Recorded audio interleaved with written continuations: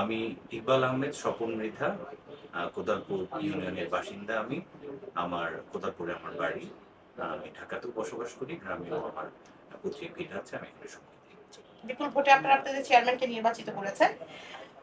বর্তমানে উপজেলা চেয়ারম্যান হিসাবে মোশাররফ ভাইকে কোন দায়িত্বটা নিলে আপনারা খুশি হবেন? ধন্যবাদ আপনাকে।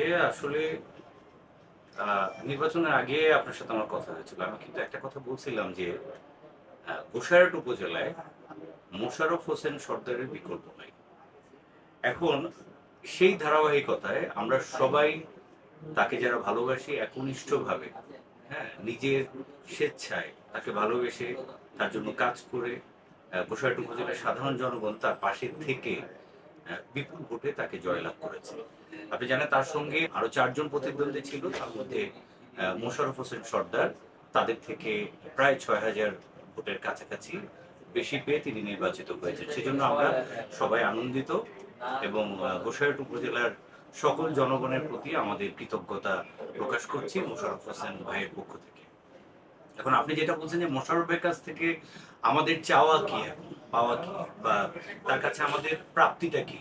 যেহেতু উনি বিপুল ভোটে নির্বাচিত হয়েছেন, এখন হচ্ছে শপথ নেয়ার পালা। শপথ নেয়ার পরে উনি ওনার চেয়ারে বসবেন, উনি কাজগুলো বুঝবেন। বোঝার পরে আমাদের প্রথমেই তার কাছে চাওয়া, গোসাইরহাট উপজেলার সাধারণ জনগণের প্রত্যাশা, খেটে খাওয়া মানুষ, সাধারণ মানুষ, হ্যাঁ, রাস্তাঘাটগুলো কিছু সমস্যা রয়ে গেছে, সেটাকে খুব ভালোভাবে রাস্তা পুনর্নির্মাণের কাজগুলো তিনি করবেন।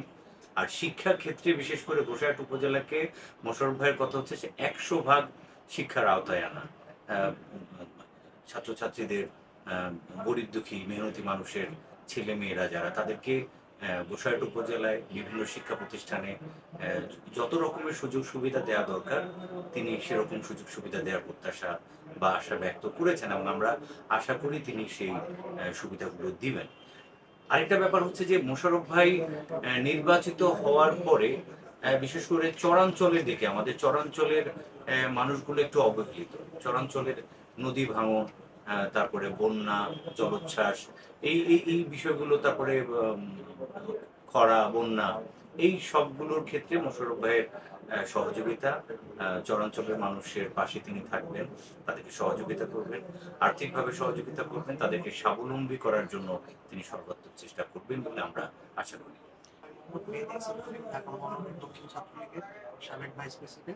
ঢাকায় রাজনীতি করে সেই শরীয়তপুর গোসাইরহাট উপজেলা চেয়ারম্যান মোশাররফ হোসেনের জন্য বিপুল কাজ করেছেন, কেন কাজ করলেন? মোশাররফ হোসেন সর্দার হচ্ছেন সৎ এবং নির্ভীক মুজিব আদর্শের সৈনিক, শেখ হাসিনার আদর্শিক কর্মী।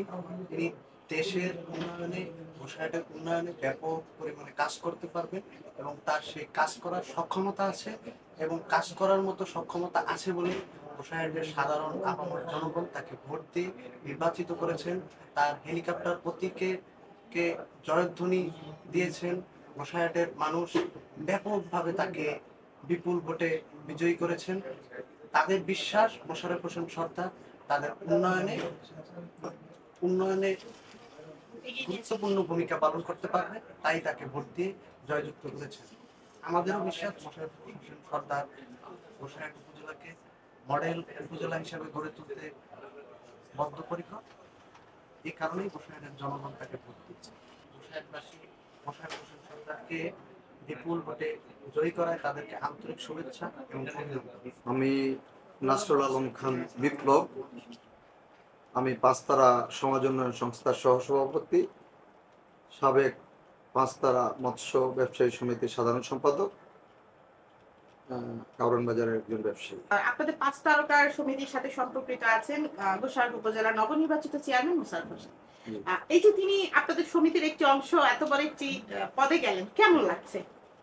অবশ্যই খুব আনন্দের এবং খুশির ব্যাপার। আমাদের পাঁচতারা সমিতির বর্তমান সাধারণ সম্পাদক এবং সমাজ উন্নয়ন সংস্থার সাধারণ সম্পাদক আমাদের গর্ব, তেজগাঁর গর্ব, এবং গোসাইরহাট উপজেলা গর্ব।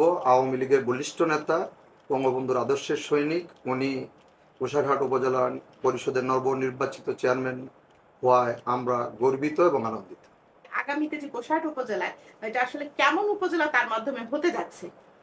আমাদের বিশ্বাস উনি গোসাইরহাট উপজেলাকে একটি স্মার্ট উপজেলা এবং মডেল উপজেলা হিসেবে প্রতিষ্ঠা করবেন এবং ওনার যে উদারতা, যে জ্ঞান গর্ব আছে তা দিয়ে উনি গোসাইরহাটকে সুন্দরভাবে সাজিয়ে তুলবেন এবং গোসাইরহাটের যারা নাগরিক আছেন তারা সেটা উপভোগ করবে। গোসাইরহাট উপজেলাবাসীকে ধন্যবাদ, তাকে অনেক প্রতিদ্বন্দ্বীর মাঝেও তাকে নির্বাচিত করার জন্য, তাকে বেছে নেওয়ার জন্য।